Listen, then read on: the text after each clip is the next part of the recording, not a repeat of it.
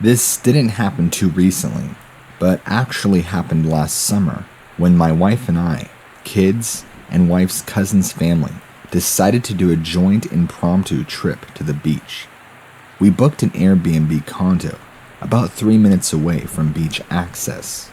It was going to be wonderful. I want to state that what happened during this trip didn't really hinder our experiences much, as it just kind of made us wonder, what the hell is really going on?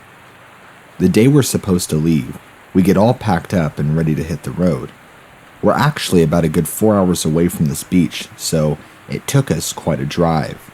By the time we get near where we're supposed to check in at, it's already getting dusky outside. For those who are curious as to what town this took place in, this was in Seaside, Oregon. I'm sure many of your listeners might be familiar with that town. It is one of the most popular beaches on the West Coast. There's a small town north of Seaside known as Gearhart. I don't know anything about the specifics of that town, like how big it is, population, etc. I only know that it sits north. This is important because this is where the sighting took place. Seaside and Gearhart have one mighty highway that travels all along with it, Highway 101. I believe Highway 101 is the main highway that rides all along the entire West Coast through many beach towns, but I could be wrong. Anyway, we're traveling north on this road, and we have to make a left turn onto Gearhart Road, which, after a short distance, opens up into this massive golf course on both sides of the road. The road then turns to the left, and there sits the main office building to check in at. I forget the name of the place we stayed at, so forgive me. I can only remember distinctive buildings. Again, surrounded by a massive golf course with only a few trees on the side of the road, so you can see everything pretty clearly. We're just starting to approach the section of the road that has the golf course, and my family and I are amazed to see that there are literally hundreds of wild elk everywhere. I've never seen so many elk in my life. I wish I would have stopped to take a picture. There were some bulls among the giant herd, but it looked to be mostly all cows. As we're coming to the turn in the road, and astonished at all the elk everywhere, my wife notices something off in the distance of the golf course. Now, before I go further, right as you enter this area of the road, there's a thick layer of woods between Highway 101 and this left turn in the road, followed by the golf course. In this layer of woods is this large creek/river that runs through. I have no idea what it's called. My wife notices several, I'm talking maybe 10 plus elk running for their life for the rest of the herd as this giant black dog-shaped thing chases after them. I couldn't really look too well because I'm driving, but I do see it. My wife starts freaking out, asking me what the hell is that and if I see it.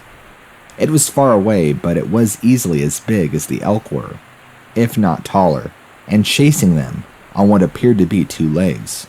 It was fast. We only watched it for maybe 5 seconds before we arrived at the office to check in. Where the parking lot is, which is smaller, you can't see over a small hill in the distance. I run out of the car to run in and check in to our condo. My wife is acting nervous and still freaking out a little at what just transpired. I really wasn't sure to make of it, but it wasn't bothering me as much. I came out a few minutes later.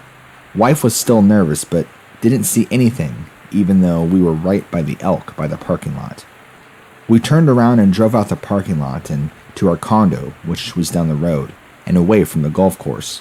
Didn't end up seeing it after that. We actually ended up forgetting all about it, to be honest. The next day, we planned all sorts of activities to do with the kids at the beach, so we loaded back up in our car and back out the way we came, by the road with the golf course.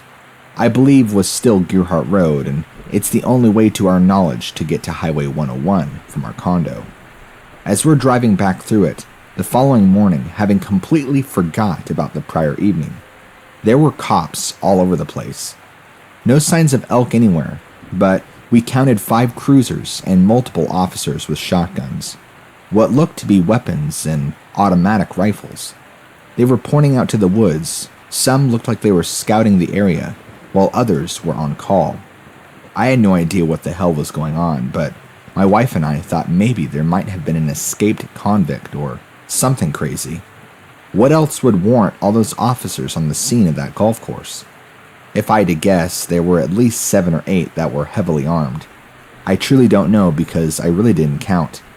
If what we saw the night before had anything at all to do with the officers being there, then it was super weird. When we returned later on that night to come back to the condo for the day, they were gone, so I truly don't know what happened.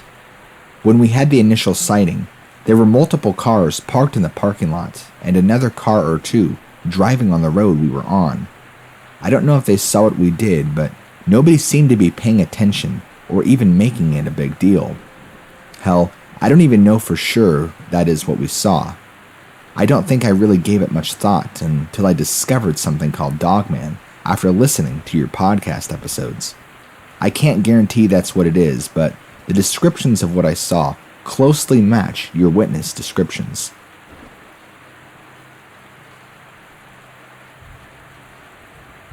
I am the manager of the Visitor Center at Jedediah Smith Redwood State Park. During the winter of 2001 to 2002, my family and I were the camp hosts at the park and lived in the park full time. One evening in mid-December of 2001, I and my 2 children, ages 11 and 10, were in our travel trailer reading when we heard a sound that made us cower. It was something between a human cat call and a cow mooing, a kind of "ah-oo" that just echoed through the woods. I have served as a naturalist for the California State Park System. I have hiked the woods of California all my life, and I have never heard anything like this before.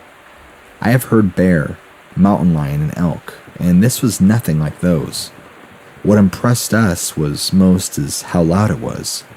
We have heard groups of humans in the campground hooping and hollering, and their noise level was not even close to this. We were inside of a travel trailer that had windows closed up, and the noise was clear and strong. We estimated that it had to have come just across the Smith River from the campground. I decided to make this report after hearing what seemed to be the same kind of sound on a recent rerun of Sightings. Back in the late 1980s, I helped manage and run a bar outside of a small town in West Virginia. I won't say the name because I don't want my name tied to it in any way. If I revealed the name or location of this establishment, I would be tied to this thing so fast. I can't risk my reputation. But I will say that I've had plenty of experiences, along with several customers with an unknown hyena canine cross. I don't think there's a simpler way to put it. It was terrifying, and this animal, I'll call it, appeared very aggressive.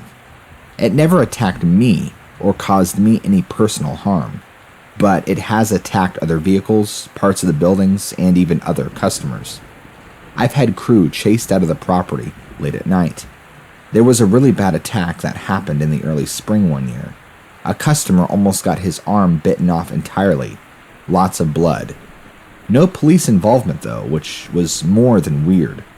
These animals had broken windshields, damaged vehicles, pulled off tires of cars to the point of where they are severely damaging the axle. You name it. We fired all kinds of guns and weapons at them, but nothing really seemed to hurt these things. Only keep them at bay and chase them off into the night. Let me give you some of the finer details. So, I co-managed this bar with a friend of mine for around 4 years of business, and it was great. We had a lot of regulars, but I will always remember around spring and fall time, we would start experiencing strange things around the outside. Our bar didn't have a whole lot of people and neighborhoods or other businesses around. We were kind of out of the way, tucked outside of town, surrounded by one road with lots of timber and woods all around. It was common that we'd get animals here and there that would wander onto the property, but not like what we would experience. We would hear strange noises we could never quite explain. The shifting shadows, you feel like you're being watched. Some of the first events when we had a customer come in shortly after, leaving one evening, complaining that some large dog just ripped the bumper off his car while he was exiting the parking lot. I wanted to know if anybody owned a dog, and of course, none of us did. Staff would report seeing and hearing noises just beyond the light of outside lights of the bar, all while people having their windows smashed and cars left without mirrors and minor claw marks. That, of course, is just how things started off. We encourage our employees to bring weapons and store them safely in their car, just in case they felt threatened. We did hear gunshots go off sometimes, and during the fall and spring, it wasn't uncommon for employees to call in for work because they were scared. We had many waitresses and cooks come and go for this very reason. We were not sure what to make of it because no one had really seen what animal was doing this. Some employees quit the same night, saying some large hyena black animal had chased them in their car, while others talked about getting in their car and this strange, hideous creature pressing its face against the driver's side window, trying to open the door. It became a severe enough problem again and would die down again in the winter and summer months, and we wouldn't really have this many issues. I knew a lot of the issues and would pop up in spring, but I didn't have a first-hand account with it until the following fall. I was walking out to my car one night, going to exit when this tall-looking creature, covered in shaggy black hair, steps out from behind the side of the bar and starts to quickly walk in my direction. The second I saw it, I had mixed emotions of confusion and terror as I sprinted to my car and got in and out as quickly as I could.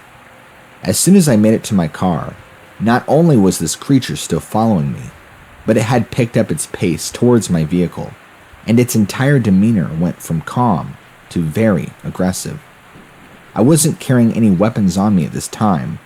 It was a couple weeks later that a customer was leaving the bar at night, just like I had, and was supposedly attacked so bad that his arm was almost torn off entirely. We never saw him again because he never returned, and like I said earlier, police did show up and take statements, but they never returned for a follow-up investigation. In fact, we were blown off by the police when we called and asked for help the first few times that spring, so we just assumed we were on our own. They did not have the manpower to do a proper investigation and stop whatever this animal was. The thing is, nobody really talked about what it was. Everybody just thought it was a bunch of wild coyotes or wolves or maybe a bear. It wasn't until customers and employees started seeing these things that they began to be widespread panic and fear. It crippled business for some time because it got so bad. At the time, we didn't have any sort of surveillance of any sort. I wish we did, because we could have had clear footage of these things. Multiples of them would hang around at nighttime, run across the parking lot, and just cause havoc. Everyone I talked to, or who had told me about their experience with these things, all lined up to the same basic description of what I saw. Hyena, wolf-looking creatures, very tall and shaggy, lots of black hair, walking on two legs, huge claws, very ugly and deformed looking. These things would try and attack my staff and customers on a nightly basis, but never really do anything serious, or I should say serious harm. Many times they were shot at, but all it did was scare them off, and they would flee. None were ever killed to my knowledge, or that I knew about. I knew the word werewolf had been thrown around a few times, but I never took that seriously, because I know werewolves don't exist. These things were something else different entirely, in my opinion, even though they did have similar appearances. They weren't the violent eating and killing people like how Hollywood would portray them to be if they were indeed werewolves. An interesting thing I learned about 10 years after I left the managing position is that place, well, that entire area, about 150 years prior to development, was actually a part of a large Indian burial ground that was excavated and developed. I don't know exactly what was developed, but that development later turned into other things. one of the other things being the bar for one. I know the bar that I come in and just had been there for a good 30 plus years is still there to this very day. I don't know, and I can't say if these things still harass an area. I'm friends with a local medicine man from my area, and when I told him about my experiences, he warned me about talking about it, because it will simply draw those negative energies to me, so it's best to not discuss it. The other thing he warned me was those things were trying to scare people off of their land, and they had some connection with the tribes that were there previous to development. He explained that once the burial site was excavated, it stirred up and angered the spirits. I'm a very scientific person, so I take this all with a grain of salt. But I do find it very intriguing, to say the least, especially with the experiences that I've had, my staff has had, and multiple customers have had that defy what we know in modern day science. I can't say those things were demons because they were very much flesh and blood from what I witnessed. New to the area in July 2005, I had been traveling from Crescent City, California, over the pass of Highway 199 weekly to Grants Pass, Oregon, and back, and now in the winter of 2006, it was 2 times weekly. My wife had not joined me, and we were separated, and I was attending counseling classes in Medford, Oregon. We had about 5 children, and I had my son living with me, and he was back at home. He was about 13. This particular night, I was delayed on my return from Medford in the evening, usually arriving back in Crescent City around 12:15 a.m. It is roughly an hour from the tunnel to arrive in either Crescent City or Brookings, Oregon, where I live now. I had stopped at the bug station and rested, because I was delayed in my return, sitting with the heater on and the engine idling and doors locked. The little phone booth shack for inspections there now was not there yet. After closing my eyes about 40 minutes, I'm guessing like 12:25 a.m., I was rested and awake to get going back to Crescent City. I use my high beams because it is so dark through there, and everybody does it because, like signaling any opposite traffic of your whereabouts, everyone is usually polite to lower them upon the distance closing. I left the tunnel and traveled down the hill and began the series of S-turns through the pass. It's like a canyon and runs adjacent to various sections of the Smith River. I was slowing through the second S-turn and was watching my headlights and the shadows of the roadside barriers as they were casting the shadows in the trees along the river. My truck was an older Chevy dually with a small diesel, and it was not a powerhouse like the newer ones.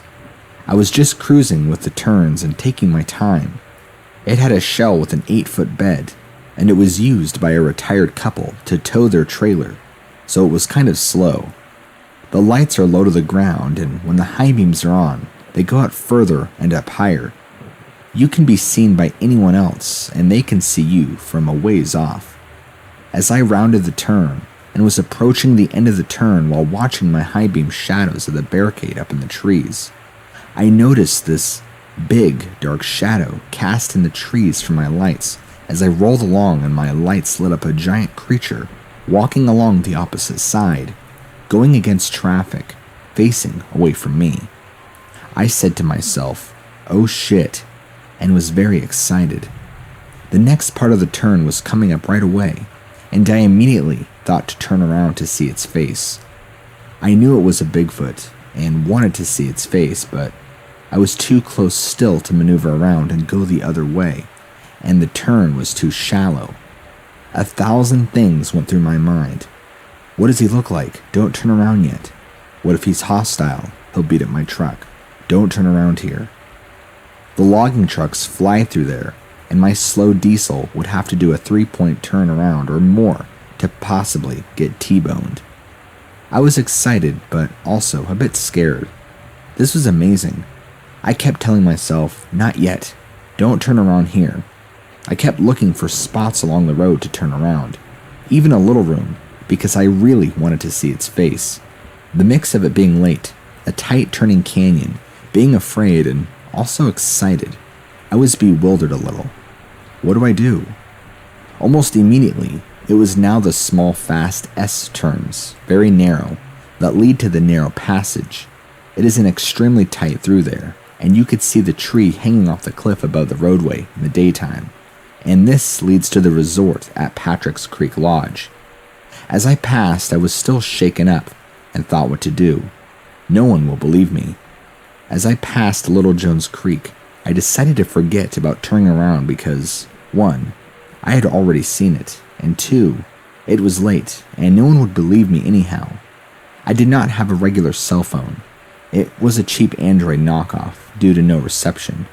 A real long startup time when turned on. So here is what I saw and why I am documenting it. It was well over 8 feet tall.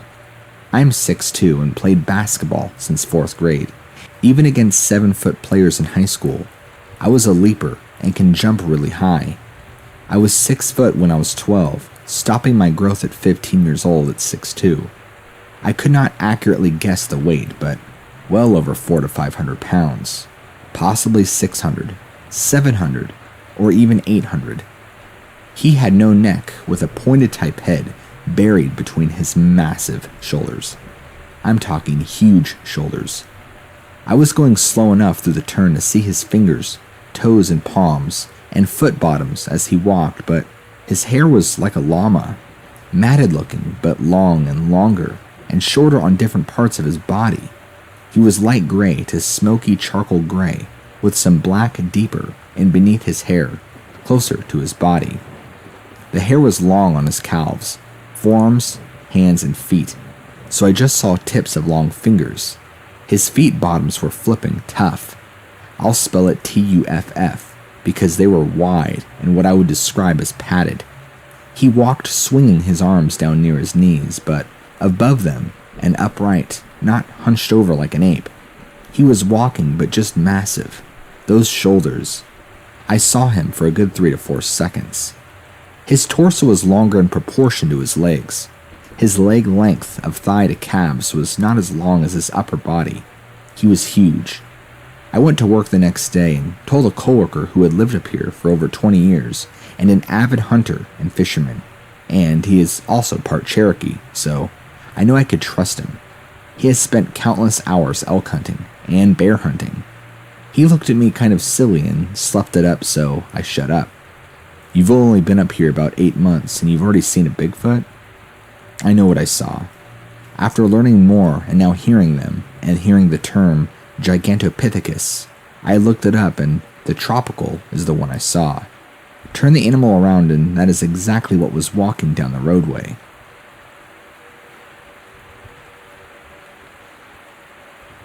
This is something pretty big that I'm going to tell you about. I know for a fact that the Tulsa Police Department is hiding details about my cousin's death. Before I go any further, I'll tell you a little bit about my cousin. He was a great man, was in his mid-30s, and one of the greatest trackers I have ever had the pleasure of meeting. The man was on point with his craft. He was an avid hunter and knew the outdoors like most people know their own backhand. Tracking was his craft, and that was what he was a master at, and had been since he was just a boy. Him and I were born the same year, and this all happened just in the last few years. Well, he purchased acreage east outside of Tulsa, Oklahoma. I would visit him frequently through the week since we were close. This particular time I visited, I knew something was wrong. He didn't answer the door like he usually does, so I thought something might be off. I opened his back gate to go see if he was out back, and his wife is rushing up to me, screaming for help and covered in blood. I go into full-blown panic, thinking something seriously wrong happened. She's a blubbering mess, trying to tell me he was attacked by some large gray animal, and she's trying to keep him alive, and told my cousin she'd leave to go call 911. I go running to him off in the distance. He's a bloody mess, hardly breathing. When I run up to him, I distinctly remember my stomach churning and wanting to vomit. Both of his legs had been partially torn off his body, twisted and mangled. His left arm was gone and parts of his stomach had been torn open, revealing his intestines and other organs. He hadn't bled out all the way yet, but was oozing fat and blood through his wounds.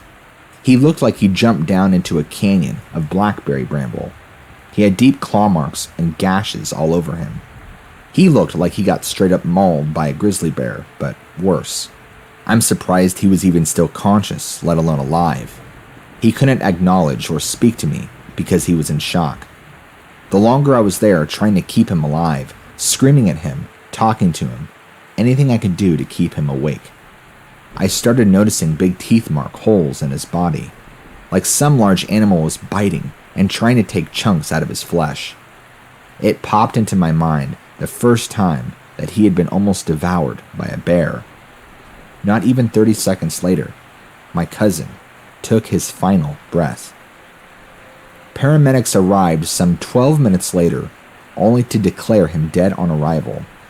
Officers and many county workers arrived to deal with the incident on hand. His wife and I were escorted off the property to have them deal with the investigation of what happened.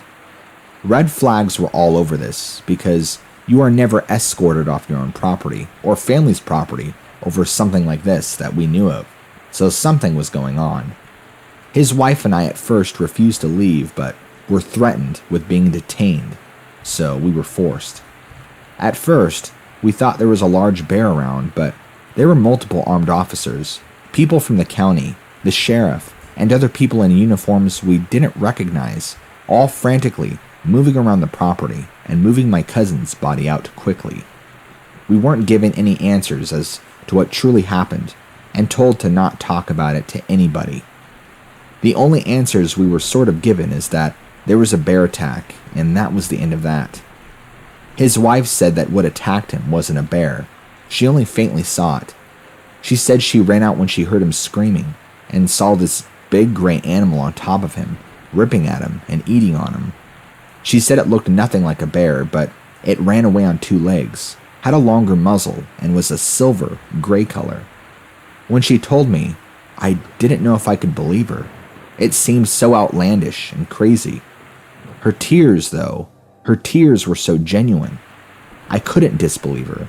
She saw something maul my cousin and her husband to death. The police kept us from entering the property for almost a week.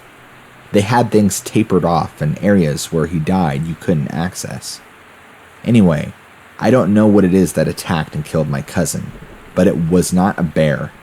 A bear doesn't do the damage to his body the way I saw, not like what I saw.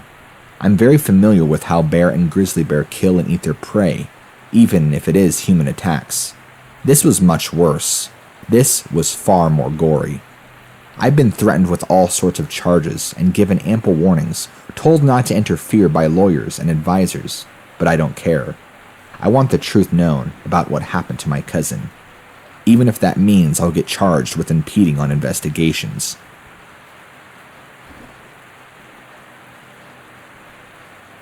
We were on a long vacation from Missouri in Crescent City, California, staying at the KOA campground. This was our second night at this campground. We were camped at Site 401, way back in the isolated section of the campground, far from anyone. I had just finished cooking our supper on the portable propane barbecue pit, which was located on the picnic table. We both went inside to eat. During the time I was cooking, I set up a campfire but didn't light it yet. After we finished eating, I started the campfire. After the fire was burning for about 15 minutes, I kicked it into the fire pit from the grate. At the time, my wife got a very strong feeling that we were being watched from behind our camper. She said it seemed to move from behind the trailer, from one end to the other. There were trees and dense foliage behind the trailer. I started to look around with a flashlight to see what it was, and after not finding anything, I started the car and plugged in the 12-voltage spotlight.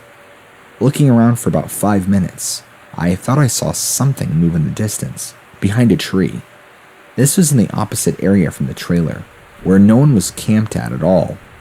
We were both shaken up and went inside the trailer for the night. After 10 minutes, my wife heard 2 whoops coming from an area that I thought I saw something move at. She was in bed lying next to the window. I didn't hear a sound. One more thing to add. is that the night before we heard the dogs bark in the distance, this night it was all quiet, no dogs at all. The closest camper was about 100 feet away towards the main office. There was no smell.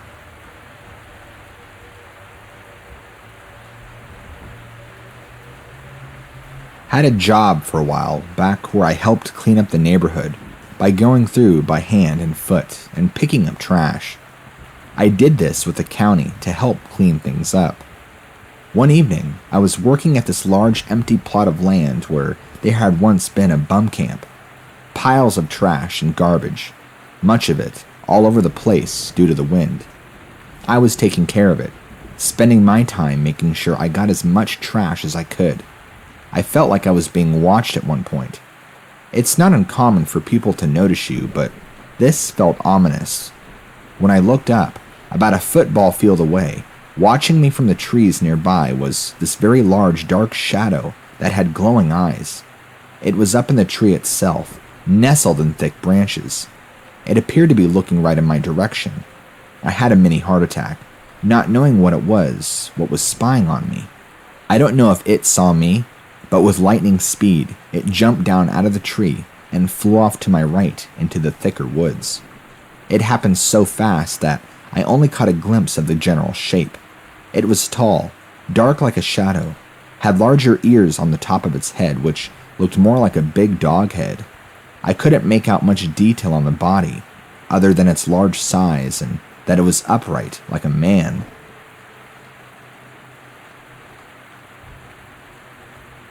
It was the last weekend of September, during the fall salmon run of fishing season on the lower Klamath River in 2001. It was the end of summer, and the river was extremely low, and I just finished cleaning my salmon. It was about 10 o'clock at night, and I drove up to the river, Blake River's bar. This is where the road ends. We were sitting in my truck with the windows down when we heard a sound that I'd never heard on the river, or anywhere for that matter. My attention was immediately taken, so we could hear an extremely deep howling sound that sounded something like a whoa. I was a little freaked out because I have never heard of anything like this. I remember trying to put a body with the sound and not coming up with anything. My friend and I looked at each other and said, "What the hell is that?" The hair was raised on the back of my neck, and I felt very fearful, even though I knew the thing was across the river. We waited and didn't say anything, and within about 3 seconds, we heard the same sound again. This time it went whoa, whoa, whoa, 3 times. It was a very deep, almost like a moaning sound. Immediately after the sound stopped, I heard the same noise, except this one sounded like it was coming up from around the corner, about a half mile, and on the other side of what is called a turrup flat. This one sounded more faint, because it was coming up from the other side of the densely wooded area where the river bends. It seemed clear to us that they were calling back and forth to one another. The one on the top of the river called back only twice, and the one across the river sounded off about 4 times. This entire thing only took about 20 seconds, and then it was done. I couldn't really explain what I was thinking or feeling after they stopped, but I was very shaken and just sat there for about 30 seconds, waiting to see if there was going to be any more sounds. I turned my lights on after I thought it was over, and couldn't see anything because the fog was too dense. We were both sure there had never heard any animal like this before. Between the two of us having about 60 years of night fishing and hunting in this area, this was a first. We both talked about it and felt whatever it was that they could have come from either side of the river, because the river was so low that it would have been easy to wade across there, and there wasn't little traffic in the area. The river was also very warm, and it was also full of 30 to 50 pound salmon that were heading up the river. It was a great time to fish, if that is what they were doing.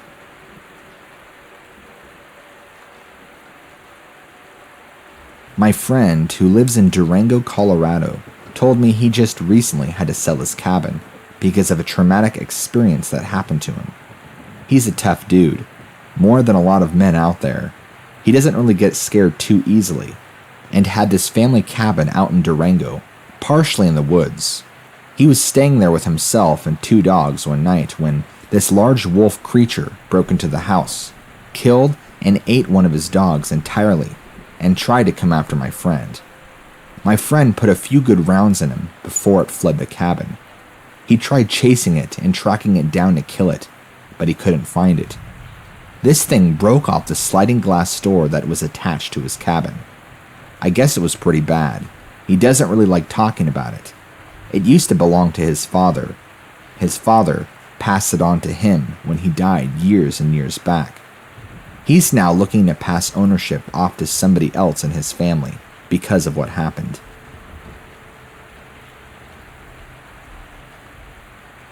I am a 54-year-old man living in San Francisco. I have never had any interest in this subject until this week.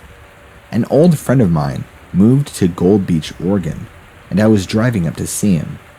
I had never been on Highway 101 before and became nervous driving on the 2-lane winding roads. I kept pulling over to let cars in back of me pass. At about 20 miles or so before Crescent City, I pulled off to allow cars go by. As I went to pull back onto Highway 101, I heard the most horrifying scream that I have ever heard. I screamed myself and ducked down on my seat. Looking up next to my Honda CR-V was a filthy-looking gorilla, the best that is I can describe it. It instantly ran into the tree line a few feet away and vanished into the dense brush. I saw it for maybe 3 or 4 seconds at a 3/4 profile. I would say it was 6.6 feet to 7 feet high, with a wedged head, and it had very dirty matted dark brown dull hair. Strangely enough, seeing the thing didn't frighten me, but the scream it gave out only a few feet from my open window almost gave me a heart attack. I never heard a noise like that, and I never want to hear it again.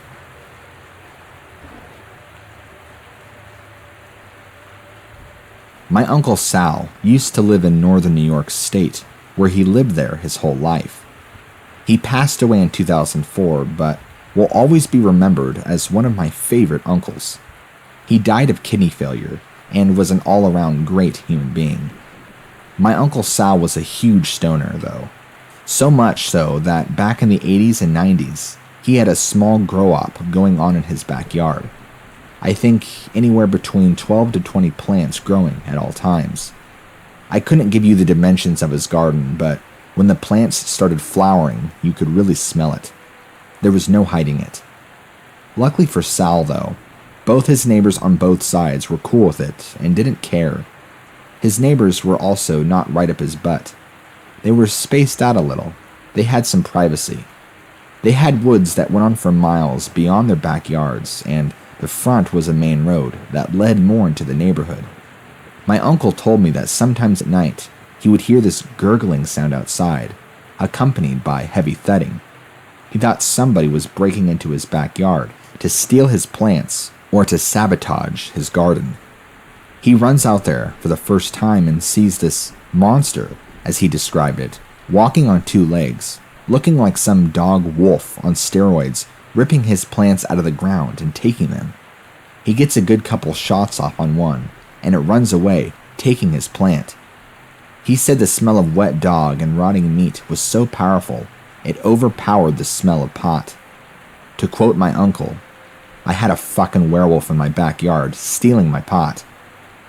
He never seemed as terrified that he was dealing with a creature like he was, just angry that it was coming at his plants. Sal's next door neighbor was actually half native and always had lots of native family over. He was closer with my uncle. They were around the same age and they spent quite a bit of time together, I guess. He soon learned about this large werewolf-like creature getting into my uncle's backyard. He tells my uncle that the creature is actually called what was it? Something I can't quite remember what he called it. Anyway, their tribe did have a name for it. I'm sorry, I'm drawing a blank. Anyway, he explained to Sal that because those plants produce a thick odor, they almost repel these things and they don't like it. It must have done more than repel, because this thing was breaking into his backyard and ripping out his plants. That's not repelling, that's just agitation. My uncle would sleep out there at night sometimes, in a lawn chair, with a gun on his lap, waiting for this thing to make its move. My uncle was crazy, and I don't recall him telling me any more encounters he had with this werewolf creature after that particular time, although I'm sure he did. Maybe it was short-lived. I do remember him telling me, though, that once those plants matured and harvested, he transplanted everything to an inside grow room to not deal with the issue anymore. As a young person, I vaguely remember hearing something about a creature called Bigfoot. I suppose I thought he was something the Indians had conjured up. That is how others seem to think. Then, approximately 8 years ago, my sister gave me a book to read during a visit to Florida. I think it was called Mysteries of the Unexplained. I found it to be an interesting book, especially the story about a creature called Bigfoot. I don't remember the details, however, I do remember thinking that there is much more to this so-called myth than meets the eye. Sometime later, I saw the famous Patterson film, a film of a large, heavy, hairy, bipedal subject, quickly walking away from a startled cameraman and his horse. My curiosity at this point had me wanting to find out for myself what the truth was exactly. Was this creature real, or just a never-ending series of hoaxes and grossly exaggerated stories? I was in no position at the time to set out on an expedition, so I promised myself and a few close friends that someday I would head to the northwest corner of the United States, the reported home of this creature, and answer the question for myself. Years later, the opportunity finally presented itself. I started purchasing enough supplies for a 30-day solo expedition into the Northwest. Having recently read 3 books on the subject of Bigfoot, I thought my best bets were either Washington State, Oregon, Northern California, or Idaho. Sightings were consistent in and around large forests of these states. While purchasing supplies, I picked up the August issue of a camping magazine that, as it turned out, contained an article about backpacking in Northern California. The article stated that you are more likely to see Bigfoot in the forest of this region than another human being. I took the article seriously. Northern Cali, here I come. At this point, I had read enough material to have a plan that I was confident would bring me face to face with one of these creatures. My plan was to not go after one. It was to give one the opportunity to come to me. I just had to put myself in its backyard. As I made my way into the northwest corner of the state, I realized I wasn't going in for a casual stroll through a forest. This forest was thick with undergrowth and either going almost straight up or straight down. 1 week into my hike into the back country, I decided to change my plan. After reflecting on conversations I'd had with the locals, I decided to turn around and head for an area about 25 miles from where I was now standing. The people that had talked openly with me about Bigfoot activity all mentioned geographical locations that were in the same general vicinity. They also said that there hadn't been any activity there in the past 10 or so years. After making my way to this new location, I met a man that had lived there for the past 30 years. He said pretty much the same thing everybody else said. I had come to the right place, but I was about 10 years too late. He then pointed to a spot on my map that, the best of his recollection, was an area with many footprints and supposed sightings that had been reported over a decade ago. That would be my final destination. At this point, my feeling that a Bigfoot was no longer in this immediate area was growing somewhat stronger. I considered the possibility that Bigfoots had lived here at one time, and now lived elsewhere due to the logging activity in this valley, some 10 to 30 years ago. The forests of this area are large enough to play hide and seek with the entire United States Army. Dense forest covers the land further than the eyes can see, and these creatures could be anywhere in it. I pressed on. As I made my way toward my final destination, I continued to look for signs of something big and heavy, leaving some kind of marks on the earth. If they were still around, I should find something. I came across what looks like a bedding area for a creature that could fit a Bigfoot's description. It was a bowl-like depression in the ground, about 8 feet in diameter. Everything within the circle was flattened. It was only 15 feet from a stream. Convenient, I thought. There was also what looked like a large print on the side of this bowl, headed toward the water. Many small to medium-sized trees in the immediate vicinity were bent over or broken off at the base. It all fit, but it could be a bear's resting place, I thought. I left without bothering to take a picture. The same day, I followed an old logging road to a point that it turned into a poor excuse for a rabbit trail.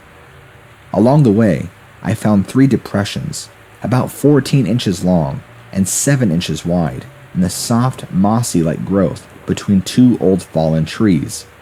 It appeared to be 3 steps taken by a very large and heavy bipedal animal. Coincidence, I thought, and pushed on. By this time on my trip, I had seen several bear, a couple of deer, and 2 mountain. Their tracks were all over the place, especially bear tracks. Bear excrement was also in great abundance. This put me at ease. The better they were eating, the less they would be interested in what I was eating. Blackberries are abundant in August, and from the looks of the scat, it appeared the bears were taking full advantage of this. Visibility was about 10 to 50 yards through the trees. Some of the noises that had been around me on a regular basis were bear and deer that I could not see because of the poor visibility. At the start of this expedition, I would reach for the pepper spray at the mere sound of a couple squirrels playing in the leaves. This behavior was probably due to the fact that a bear had wanted to join me for dinner the very first evening I was in the bush. I'll never forget the sound of him coming towards me through the forest. From that point forward, I was well aware that I was carrying approximately 40 pounds of bear bait, 30-day food supply, on my back. As my time in the woods progressed, so did my ability to guess what animals were around me by the sounds they made in the brush. Given the opportunity, my eyes would usually confirm what my ears had told me. Since I was on foot, and usually on a logging road, I sometimes got extremely close to animals before they realized I was there. One time I had walked within 35 feet of 2 bear, not on purpose, that were feeding off to the side of the logging road. They never heard, saw, or smelt me. Anyway, I reached my destination and made camp at the intersection of 4 logging roads. It was now almost 2 weeks into my expedition. My plan was to recon the 3 logging roads that led down to a river. If I could get to the river, I might find some nice fresh Bigfoot tracks in the sandy banks along the water's edge. I checked out the east road that evening. No luck. It dead-ended about a quarter mile from the river, just like the forestry map showed. I went back to camp, ate dinner, set out a chem light, and hit the tent. I put the chem light out in hopes of deterring bear from casually strolling into my little area of operation. The night passed without incident. I slept like a log. How appropriate. The next morning I checked out the north road. Success. It led right down to a nice open field next to the river. The map I was given by the National Forest Service showed it to be dead-end, about half a mile short. I'm glad I checked it out. I thoroughly checked the southern bank of the river. No tracks. The northern bank was covered with heavy growth, and therefore I did not plan on crossing to check it out. No tracks, and I was sure this was the place that had stirred up much of the controversy some 10 to 30 years ago. As I stood in the field and looked back towards the forest, I decided to check all around the field. I started at the west end. Almost immediately after starting this new search pattern, I came across a depression, similar to the ones I had recently seen, but didn't pay too much attention to. Again, there was no detail because of the type of ground. It was a bigger and deeper depression than I thought a man or bear could ever make. I looked further, and there was one other one, and then another. This time, I was sure these were tracks because there were about 7 of them, strung together in the pattern of a natural bipedal walk. I walked in the tracks. The bottom of the depressions were very hard, as though something of great weight had made them last time this ground was wet. The distance between the steps was not extraordinary, at an average of about 3 feet apart. I lost the track momentarily over hard ground and then found it again. It was a consistent track. I figured I was tracking him. I say him when all actuality it may be a her. The opposite direction he was walking, judging from the shape of the tracks. It was now time for something to happen that I had never considered or read about in any book. I followed the tracks through a soft section of ground to the base of a 50-foot tall pine tree. At the base of the pine tree was an area of ground that looked as though it had been trampled down repeatedly by this same heavy creature. It was at that very instant that I realized he had been leaning against a tree. Then it occurred to me that if he was leaning against this bark and sap-covered tree, there must be hair stuck to it. I moved my face closer, and there it was. From a level of about 3 to 6 feet off the ground, hair was stuck in crevices and tree sap. I collected some samples and then stood in the same place that this creature had stood, with my back against a tree. I couldn't help but notice the nice view of the open field next to the river you might have enjoyed while standing in that position. The surface of my back from my buttocks to the area between my shoulder blades naturally was against the tree. If this creature did not put his head against the tree, as I did not do, then I guessed that I was about 2 feet shorter than the Bigfoot that had rested against this tree. I am 5'10". After collecting the hair samples from the tree, I continued to track. I had only gone another 20 yards when I found a similar trampled down area at the base of another pine. This pine, however, was much younger, and the top had been broken off at a height of about 6 feet. The top was lying off to the side. As I looked closer, I noticed that all of the branches on the side of the tree directly over the trampled down area were either bent back and to the side or broken off entirely. Hair was all over this tree as well. This creature wasn't really resting against the tree. He was scratching his back. I continued the track and only gone about another 15 or so feet when I found another young pine that was in the same condition as the one I had just inspected. The top had been broken off at about 6 foot level also. More broken and bent branches, with the telltale hair stuck in the bark and sap. This creature had a definite itch. Since I was tracking him backwards, I guessed that he must have tried to rid himself of this itch on the 2 small trees. They probably weren't sturdy enough to satisfy him, so he made his way over to the large pine and finished the job.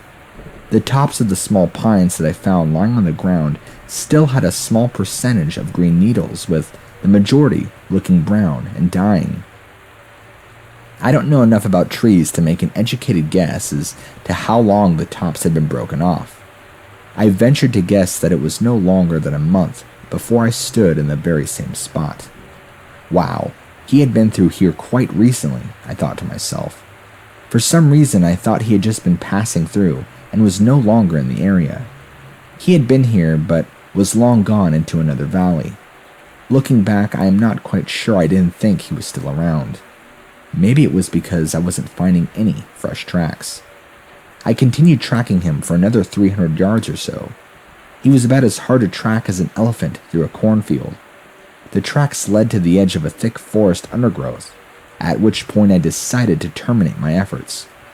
Looking back over the area I had tracked, I realized he had stayed just inside the edge of the woodline the whole way. A smart Bigfoot, I thought. Unlike the bear and deer that were leaving their tracks all over the place in the wide open field. As I started to circle back around the east of this large open field next to the river, I come upon a large pile of excrement. It looked human except for the fact it was a very large pile, and the contents were plant-like. As I mentioned earlier, I had seen a lot of bear dung, and this looked quite different. Tracks led up to and then appeared to straddle this dropping. Again, this was not best ground for holding a track. However, it did look as though the tracks were made by a large, heavy, bipedal Bigfoot. I collected a large sample of the excrement and put it in a plastic baggie. At this point, I was feeling pretty good about what I had found and satisfied that this had been a successful expedition, even if I wasn't going to see a Bigfoot.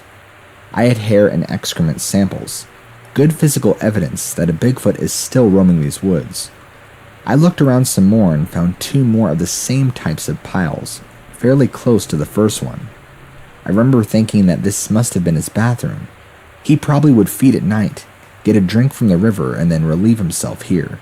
If this was being done by a Bigfoot, then he seemed to be the creature of habit.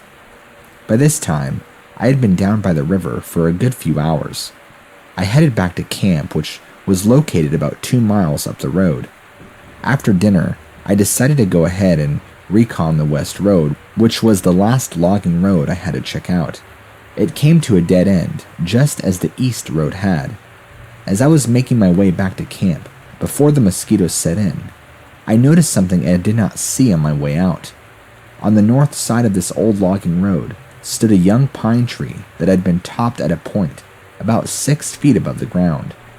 I immediately looked down at the base of the tree and saw what I knew what I would see. The large trampled down area of ground. Those big padded feet had stood right there. I then saw the tracks leading up to the tree, as well as the top of the tree lying on the ground off to the side. This time I closely inspected the broken off top of the tree and found hair stuck on it. Hair most likely from the side of the hand that broke it off. I must add at this point that I was keeping a lookout for claw marks in the tracks and teeth marks on the broken off treetops, which would most likely have been left behind if a bear had done this. I was paying attention to this for not only myself but for the people that would ask me about it later, when this expedition was all done. I had no doubt what was doing this, and it was not a bear. Anyway, I didn't find a trace of either claw or teeth marks.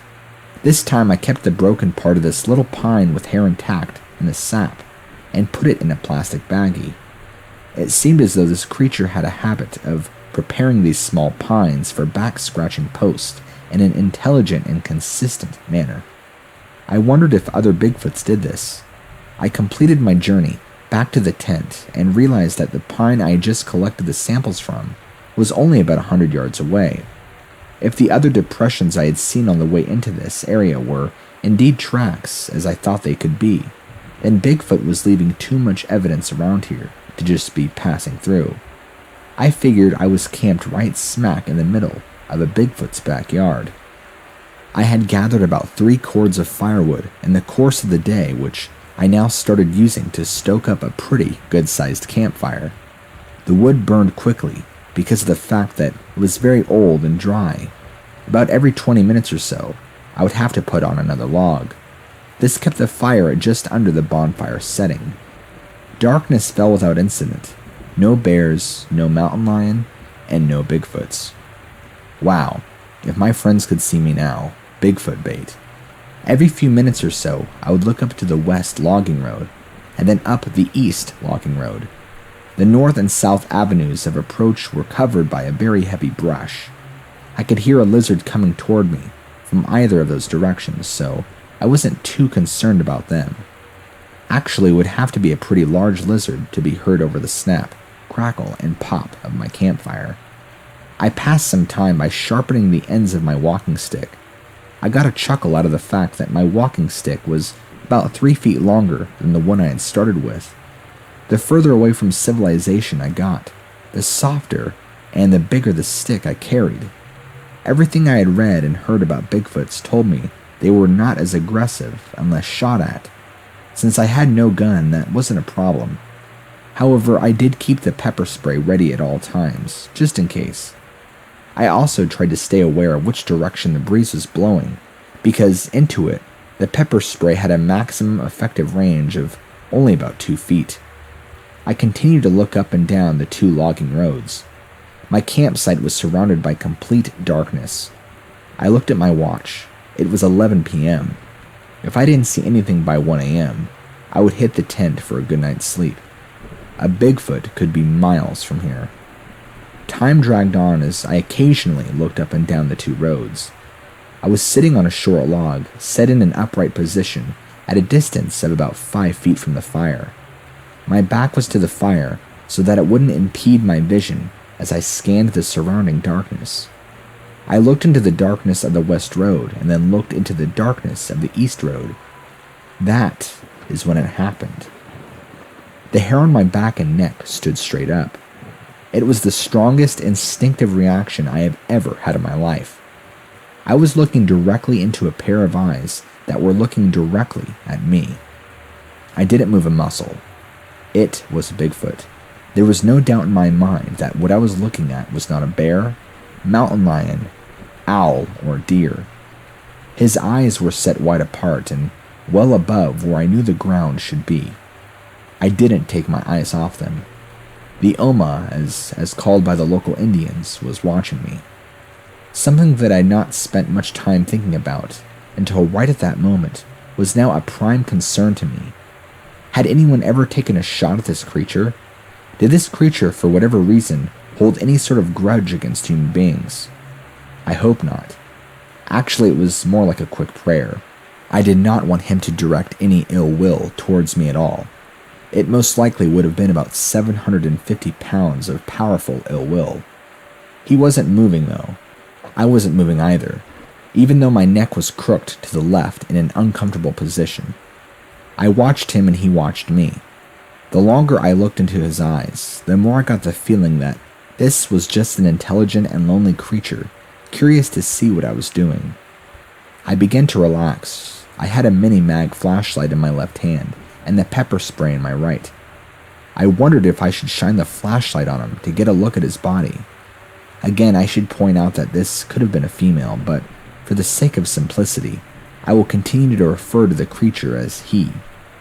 I opted not to shine the flashlight on him, and he came to me. I saw him, and now the ball was back in his court. I waited for him to make the next move. His nocturnal eyes were reflecting the light of the fire I was sitting next to. I tried to make the outline of his body, but I could not. The campfire illuminated bushes and trees out to a certain distance, depending on how recently I had put up a fresh log. Beyond that point of illumination, the forest was pitch black. I believe the fire was at a point that a fresh log had just been added when I first looked up and saw a Bigfoot. I continued to observe. The right eye, his left eye, occasionally seemed to fade in and out as though it was partially blocked by a leaf or branch of the bush I was sure he was standing behind. Earlier at times when I really had the fire going, the front of this bush would be illuminated for the period of time that the fire was brightest. I couldn't see the bush now, but I was sure of its position. As I studied his eyes, I got the impression that they were wet. Liquidy, you might say. An effect probably caused by the flickering of the fire they were reflecting. They were a glossy yellow when I first saw them and faded to a real faint yellow, almost white, toward the end of our strange staring session. Looking back, I would guess that while paying complete attention to him, I had neglected the fire, and as the fire lessened in intensity, so did his eyes. Occasionally it looked as though he would blink. His eyes would simultaneously disappear for a fraction of a second. It also looked as though his head was shifting from side to side, similar, I thought, to what I would do if I was trying to observe someone from behind a bush. His eyes looked to be approximately 4.5 to 5 inches apart and almost 1 inch in diameter. Minutes ticked by and my neck was beginning to get sore from the position I was sitting and watching him as he watched me. I casually looked at my watch. It was now 12:15 a.m. Then I slowly raised and extended my left arm for the purpose of using my hand as a measuring tool. He didn't move while I did this. He just kept watching. I used the width of my left hand to measure the distance from his eyes to the top of a lone pine silhouette against the night sky in the background.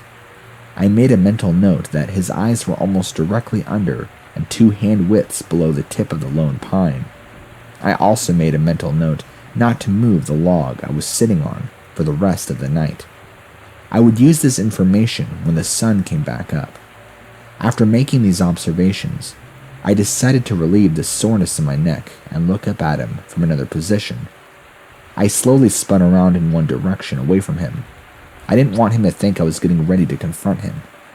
I looked up and he was still there watching me, I remember wondering if he could tell I was watching him. The fire was now slightly behind and to the left of me. From his vantage point, I was most likely now just a silhouette by the fire. His eyes were now getting harder to see. They were there, but not as bright. My eyes were getting sore from staring, and then I noticed how dark it was getting in my camp. The fire had barely a flame left to flicker. It didn't take me long to decide that I wasn't going to sit there in complete darkness with a Bigfoot just spitting distance away. I slowly stood up to get another log from the pile that was just out of reach. I positioned the log in the fire and sat back down. When I looked up, I could not find his eyes. He was gone. At about 3:15 a.m., I thought I could see his eyes again, but in a position further back from where he had stood the first time. I was kind of expecting him to come back and see what I was up to. It was hard to tell if he did or not, but I think he did. Time passed slowly as I waited for the sun to come up so I could check for tracks. I thought about doing it with a flashlight, but rejected the idea. I would see things much more clearly in the morning. As the sun came up, I sat in the same position I was in when I measured his eyes from the top of that lone pine tree. According to how everything lined up, his eyes would have been centered at the top of the 8-foot bush that stood about 70 feet away from where I had been sitting. When it was light enough to see the ground fairly well, I made my way over to the area behind the bush. It was an area that was just to the side of the logging road. The ground was similar to the logging road itself, which was hard-packed gravel. The difference was that the area where I figured a Bigfoot should have been standing was covered in a dry, sparse, wheat type of grass. There they were, the same size tracks I had been finding all along. The tracks were not much more than the grass being squashed, and I do mean flattened in the shape of a big, padded foot, narrower at one end than the other, and approximately 16 inches long and 7 to 8 inches wide at the front of the track. There was a set of tracks leading to a point exactly behind the bush, where they then became less distinguishable, as though he had been shuffling around. There was, however, one depression in the ground at a point close to the bush. I guess it would have been his right foot that made it by its shape. I stood there where it looked as though he had stood and found myself directly behind the bush.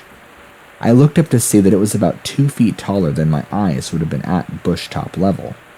There was another set of tracks that led away at a slightly different angle than the set that had led in. He had come in and left on the east logging road, nice and quiet.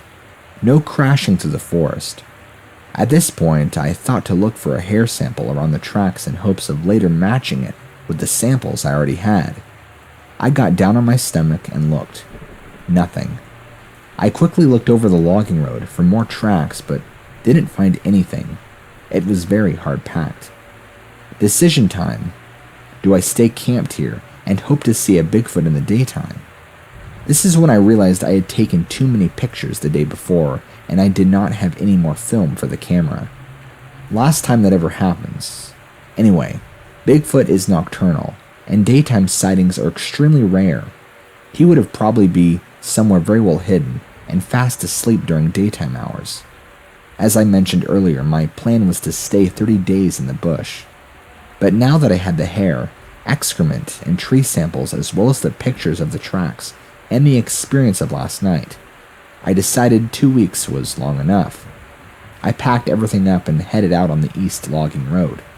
I was walking at a pretty good pace, having 17 miles to cover before nightfall, with about 60 pounds worth of gear still in my rucksack. I didn't want to waste any time.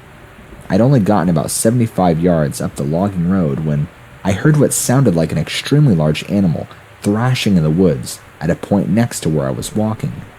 The noise was so close that I didn't even think I was going to get the pepper spray in time I wore on my left arm out of its holder in time to use it. Then I realized it was running away from me, crashing through the woods. I think best describes it. Large branches snapping as it escaped my nearness. As I listened to its escape, I tried to figure out what it was. It covered a lot of ground very, very quickly. Through the process of elimination, I started guessing. The list of possibilities was short because There are not many animals large enough to have possibly made that much noise. The speed suggested a deer, but there was no snorting or hoof sounds that I had previously heard from deer running away from me, nor did the animal in question sound as fleet-footed as a deer. The feet were crunching, a lot of material underneath them, suggesting that they were large surface extremities. Could it have been a bear? Possibly, but all the bear I had dealt with to this point were not that afraid of anything. The creature in question was also running away from me on the downhill side of the road, and it is my understanding that bear don't run downhill too well. Things happened very quickly, which made it hard to tell, but it also sounded as though the creature I had heard was not getting away from me, but in a four-legged gallop. There is one thing I am sure of. The noise I had heard was caused by an extremely large and powerful creature that desperately did not want to be that close to me. I will venture to guess that my old buddy had stayed pretty close to me the whole night, and may have even been watching me for the next morning. I call him that because I felt as though we had somehow bonded during my long look into his eyes that night by the campfire. I had seen his soul, and it was a kind soul. My question had been answered. This was in July of 1997.